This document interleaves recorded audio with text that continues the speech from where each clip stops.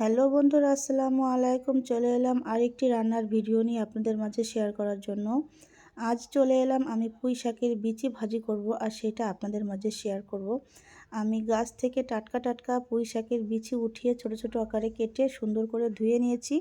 আর এখন এটা আমি পেঁয়াজ, কাঁচামরিচ এবং চিংড়ি মাছ দিয়ে ভাজি করব। অবশ্যই খেয়াল রাখবেন, আপনারা পুঁই শাকের বিচি যখন ভাজি করবেন একদমই পানি দেবেন না। পানি দিলে কিন্তু এটা পানি পানি হয়ে যাবে আর একটু লাল লালও হবে।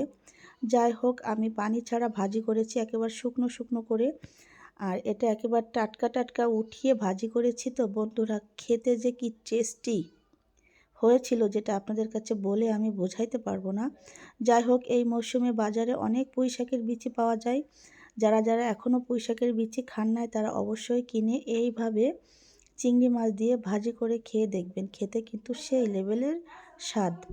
আর আপনারা অবশ্যই করে আমাকে জানাবেন কেমন হয়েছে আমার আজকের এই ভিডিওটা। সবাই সুস্থ থাকুন, ভালো থাকুন, সবার জন্য রইল শুভকামনা। আল্লাহ হাফেজ।